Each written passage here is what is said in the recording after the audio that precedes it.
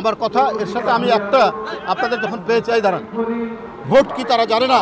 কারণ 17 বছর ভোট হয়েছে আপনার চতুষ্পদ যন্ত্র দিয়ে ভোট কেন্দ্রে, 17 বছর ভোট হয়েছে, দিনের ভোট রাত্রে করেছে। লড়াই তো আমাদের শুধুমাত্র মানে রাস্তাঘাটে লড়াই করা না, লড়াই করা হচ্ছে আমাদেরকে গণতান্ত্রিক যে ব্যবস্থা, সেই ব্যবস্থার জন্য আমাদেরকে লড়াই করতে হবে। আমরা যাতে আইনের শাসন নিশ্চিত করতে পারি, আমরা যাতে মানবিক সাম্য নিশ্চিত করতে পারি, আমরা যাতে ন্যায় বিচার নিশ্চিত করতে পারি, আমরা যদি সুবৃহৎ গণতন্ত্রের কথা বলি, আমরা যদি গণতন্ত্রের বিরাট প্রসার আমরা দেখতে চাই, তাহলে এই শর্তগুলি আমাদের পূরণ করতে হবে। এই শর্তগুলিকে আমাদেরকে মানে নিশ্চিত করতে হবে যে আমরা শুধুমাত্র অবাধ সুষ্ঠু নির্বাচন শুধু নয়, এটা করতে হবে।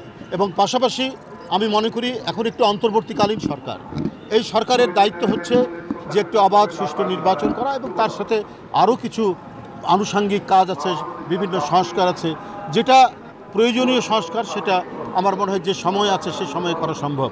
কিন্তু জনগণকে আশ্বস্ত করতে হবে যে দেশের জনগণ এবং তরুণ প্রজন্ম আজকে যাদের 18 বছর বয়স, যাদের 21 বছর বয়স, তারা কেউ ভোট দিতে পারেনি। ভোট কি তারা জানে না? কারণ 17 বছর ভোট হয়েছে আপনার চতুষ্পদ যন্ত্র দিয়ে ভোট কেন্দ্রে, 17 বছর ভোট হয়েছে, দিনের ভোট রাত্রে করেছে। গণতন্ত্রকে ধ্বংস করার জন্য নির্বাচন কমিশন ধ্বংস করেছে, ভোট ধ্বংস করেছে।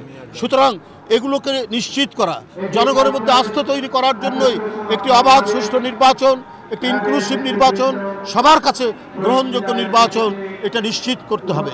সুতরাং একটি গণতন্ত্রে বিশ্বাসী রাজনৈতিক দল ক্ষমতায় থাকলে পরে অবাধ সুষ্ঠু নির্বাচন স্থানীয় সরকারে হওয়া সম্ভব। তো সুতরাং এইটা কোনো বিতর্ক করে আপনার জাতীয় নির্বাচনকে পিছিয়ে দেওয়ার কিছু নেই। 52 থেকে 24 পর্যন্ত যে 24-এ যে ছাত্রদের যে আন্দোলন, সাধারণ মানুষের যে আন্দোলন, এই আন্দোলনের মাধ্যমে অনেক শহীদদের রক্তের বিনিময়ে আমরা যে ফ্যাসিবাদ মুক্ত বাংলাদেশ আজকে প্রতিষ্ঠা করতে পেরেছি।